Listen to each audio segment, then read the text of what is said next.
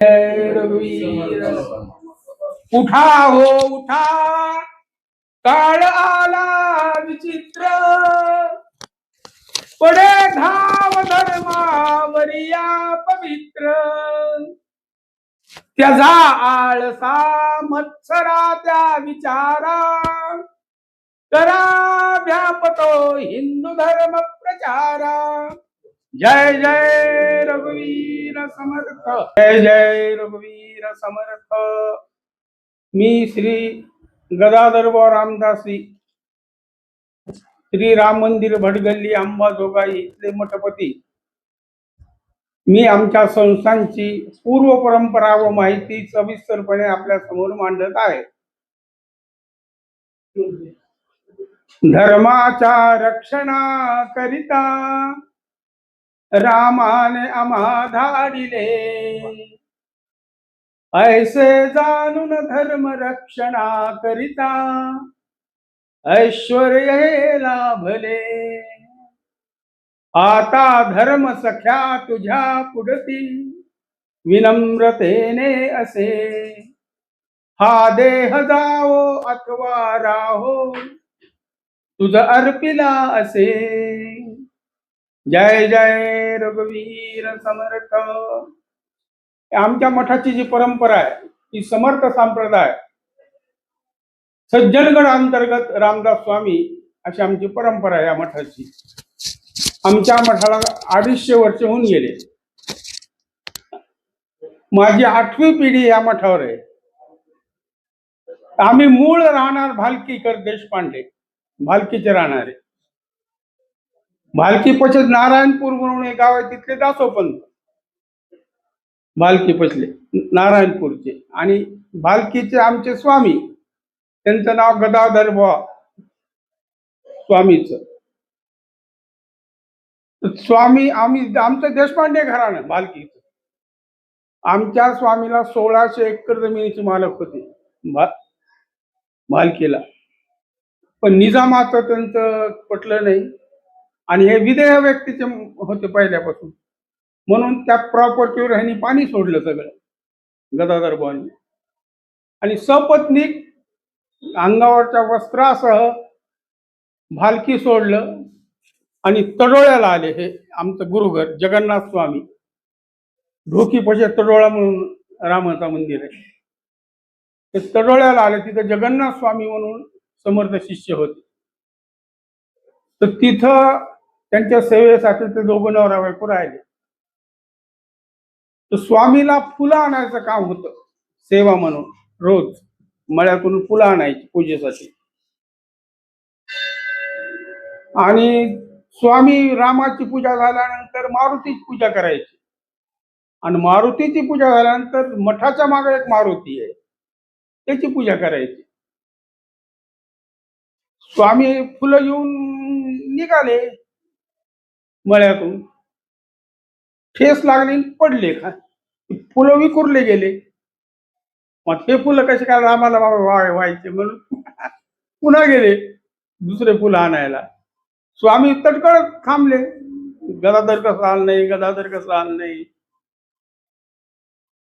मग ते आले की थोडं राग आलता त्यांना उशीर केल्यामुळं, चापट मारली घरात। उशीर का केला, आता गुरुने चापट मारली, काही बोललं नाही। मग स्वामी माग गेले पूजा करायला मारुतीची, ही पूजा झाल्यावर, तर मारुतीच्या डोळ्यातून अश्रू वाहिलेले।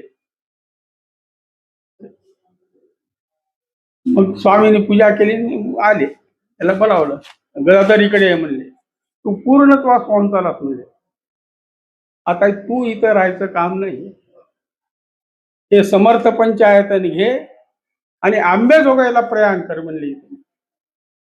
आंबेजोगाईला मठाची स्थापना करायची, हा ती परंपरा चालू ठेवायची। मग स्वामी तिथून इथं आले सपत्नी। विशेष म्हणजे स्वामींनी 12 वर्ष तिथे राहिलेले, पण 12 वर्ष ब्रह्मचारी व्रतात दोघं राहिलेले नवरा बायको तिथं स्वामी पैसे। इथं आल्यानंतर स्वामी इथं गावात आलेच नाही, डायरेक्ट बुट्टनाथ मध्ये गेले। आपले महादेव मंदिर आहे ना नागनाथाचं, त्याच्या पुढे वाना नदीवर त्यांनी आपला मुक्काम झोपडी टाकली. पांढरखेडा म्हणतात त्याला. तर तिथं स्वामीने आपलं वास्तव्य सुरू केलं. तिथून स्वामी भिक्षाला इथे यायचे आंबेजोगाईला रोज. आणि चनईला जायचे. चनई तिथून तितकंच पडत होतं. कधी चनई, कधी आंबेजोगाई अशी त्यांची भिक्षा असायची स्वामीची. तिथं स्वामीचा संसार झाला. त्यांना 4 मुलं झाली. 4 पैकी एक मुलगा वानामध्ये वाहून गेला. तर 3 मुलं. सगळ्यात मोठा रघुनाथ, नंबर 2चा सखाराम आणि नंबर 3चा गोविंद. तर तिची काय श्रद्धा बसली स्वामींवर. तिचा मुलगा निघून गेलता. एकच मुलगा होता, तिला कोणी नव्हतं, एक मुलगाच होता. तो आता निघून गेला घरातून. त्या स्वामीला म्हणली, स्वामी आता मला मुलगा नाही मिळली, घरातून निघून गेलाय, मी एकटीच आहे म्हणली, परेशान झाले. ती म्हणजे आजच्या 5व्या दिवशी तुझा मुलगा आहे म्हणजे काही काळजी करू. मग ती आपलं प्रतीक्षा करीत राहिली ना. स्वामी आपलं म्हणले, त्यांचं आपलं चालू दिलकरम निराकरण. 5 दिवस झाले तरी मुलगा काय आलाच नाही. ती आली परत स्वामीकडे, म्हणजे स्वामी माझा मुलगा आलाच नाही. ती म्हणजे का आता येते म्हणली, आला येत चमत्कारचं पोरग आलं. मग ती जास्त श्रद्धा बसली. म्हणजे स्वामी ही सगळी जमीन माझी तुम्हाला दान, इथं तुम्ही तुमचा मठ स्थापन करा. मग तिथून काळ्या मारुतीचा जो मठ आहे तो आमचा मूळ मठ आहे. जसं थोरलं देवघर, धाकटं देवघर, आमचा मूळ मठ तो. तिथं मग मठाची स्थापना झाली. आणि त्याच्यापैकी नंबर 2चा जो मुलगा होता त्यांचा सखाराम, तो इथून निघून इंदापूरला गेला. इंदापूरला त्यानं मठ स्थापन केला, पुणे इंदापूर. धाकटा जो होता तो गोविंद इथं आले, हा मठ स्थापन केला त्यांनी. म्हणजे गदाधर बुवाचा धाकटा मुलगा गोविंद बुवा, त्या मठाची परंपरा गोविंद बुवाची. आणि ती रघुनाथ बुवा त्यांचे थोरले त्या गादीवर बसले. हे अशी आमच्या मठाची परंपरा. आणि दुसरं म्हणजे आमचा उत्सव जो आहे, आमच्या मठाची परंपरा म्हणजे आमचं जे मूळ समर्थ रामदास, त्यांचे शिष्य कल्याण स्वामी आणि त्यांचे शिष्य जगन्नाथ स्वामी आणि त्यांचे शिष्य गदाधर स्वामी, ही आमच्या मठाची परंपरा आहे. आमचा उत्सव हा पाडवा तर हनुमान जयंती 15 दिवस असतो. 5 दिवस पालखी असते, पंचमी पासून नवमी पर्यंत. नवमीला पूर्ण गावात मिरवणूक असते आणि 4 दिवस मारुतीला प्रदक्षिणा असते. इथल्या रोज भजन करीत. आमचं भजन म्हणजे खास वेगळं भजन आहे, आता कुठंच पाहायला मिळणार नाही.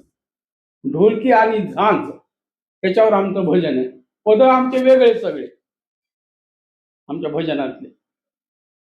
तर असा आमचा मग रोज कीर्तन भजन उत्सवामध्ये दासनवमीचा एक उत्सव आमच्याकडे असतो समर्थांचा. दासनवमी आणि रामनवमी हे 2 उत्सव. गुरुपौर्णिमा आहे. तर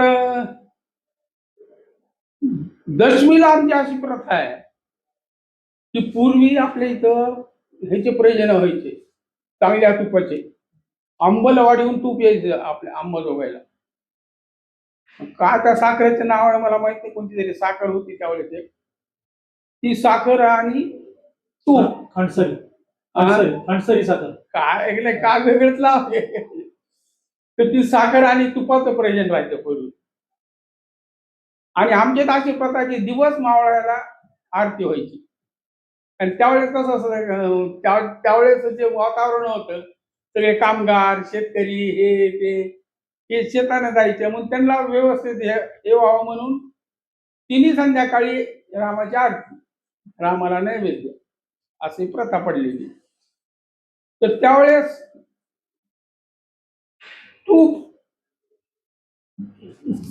तर त्यावेळेस अशी प्रथा आहे की जे मठाधिपती त्यांनी इथून मारुतीचं पारायण, आपलं आरती झाली की मारुतीच्या पारापर्यंत लोटांगण घालीत जायचं. मारुतीला 11 वाड्यांची माळ माळ घालायची, नैवेद्य दाखवायचा आणि तिथून आल्यावर पंक्ती व्हायच्या, अशी प्रथा आहे. पण ते तूप आलंच नाही. वाट पाहत बसले लोक. अंमलवाडी म्हणजे तूप येत होती, तो उशीर लागला. सगळं ताटकळत बसले लोक, की तूप कसं आलं नाही. मग स्वामी म्हणले काय घाबरू नका म्हणजे, जयवंती नदीच्या 5 घागरी भरून आणा म्हणजे. सगळ्याला पाठविलं. तेवढं जयवंती पाणी असायचं त्या काळामध्ये. मग ते आणल्या भरून जयवंतीच्या नदी घागरी किंवा म्हणे रामरायापुढे. रामरायापुढे घागरी ठेवल्या, त्याच्यावर पळसाचे पान झाकले, तीर्थ घेतलं रामाचं आणि प्रोक्षण केलं. काढा म्हणे ती पानं, चलूया. तिथं झालं तूप त्या पाण्याचं. झालं पंक्ती सुरू. पुन्हा आलं ते अंमलवाडीत तूप. ते म्हणले आता आपण उष्ण तूप आणलंय म्हणे जयवंती माईचं, त्यांना परत करा म्हणून ते तूप त्याच्या वतताना त्याचं पाणी झालं त्या तुपाचं. म्हणून आमच्या इथं त्या दिवशी एक प्रथा आहे, जे गावकरी मंडळी तुपाची पट्टी म्हणून ते गोळा करतात. दशमी दिवशी जे काही लोक देतील त्याचं तूप आणायचं आणि त्याचा नैवेद्य रामाला दाखवायचा, अशी एक प्रथा पडलेली त्यावेळेस. अजूनही ती चालूच आहे प्रथा. आणि एकादशीला त्यावेळेस स्वामी विरक्त झाले, उत्सवातून विरक्त झाले ते. त्यांना वाटले रामा आता मला हे नको, त्या प्रपंचामध्ये मला ठेवू नको आता. म्हणजे आणि इथून गदाधर जी समाधी पांढरखेड्यामध्ये, म्हणजे ज्या मूळ पुरुषाची, तिथं निघून गेले ते.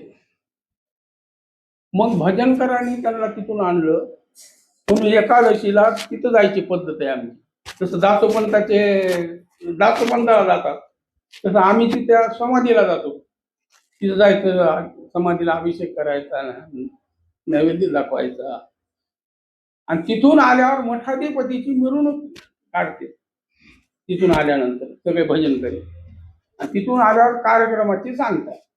आमच्या एकादशीला असते, सगळ्याला प्रसाद द्यायचा, हे करायचं. अशा प्रकारे आमचा उत्सव. रामनवमीच्या नंतर ते रुसून जाण्याची जी काही इथून जे गेले ते तुम्हाला आता म्हणलं विरक्त झाले ते आणि रुसून गेले रामावर.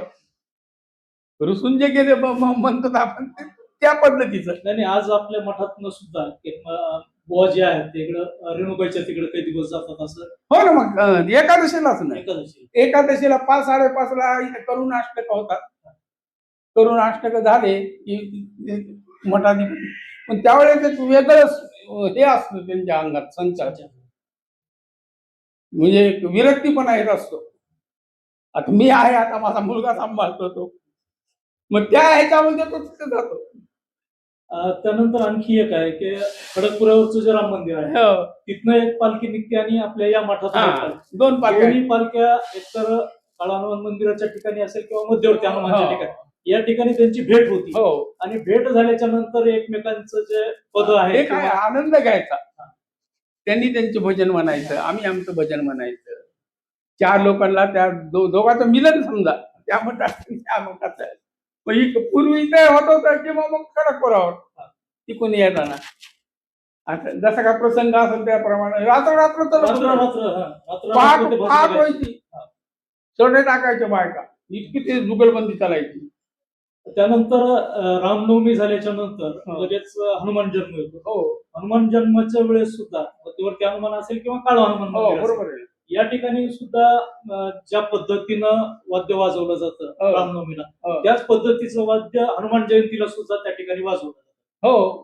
हनुमान जयंतीपर्यंत उत्सव आहे आमचा. हनुमान जयंतीपर्यंत. हनुमान जयंतीला समाप्ती उत्सवाची. एकादशीला रामनवमीची हे असतं, म्हणजे रामनवमीचा हे, आणि तिथून पुढे हनुमान जयंतीपर्यंत कंटिन्यू असतो उत्सव. आता आम्ही लहानपणापासून जी पद्धत तिकडली खडकपुराची जी ऐकत आलेलो की चिंचेच्या पानावर मंदिर ते प्रसिद्ध आहे. देऊळ एक रचले, आंधळ्याने पाहिले, प्रसिद्ध आहे. तर ते जे आहे, तर त्या पद्धतीनं आपल्या या मठाचं एखादं जर आम्हाला ऐकायला मिळालं तर खूप चांगलं. तर ते ते आमच्याकडे गवळणी, हा. गवळणी, एखादी गवळण. चंदन चौकी ऊपर बिठाओ, मिसरी माखन दूध पिलाओ, अपने हाथन झूला झुलाओ, खेलला रे लुटू लुटू खेलला रे, असं चालू.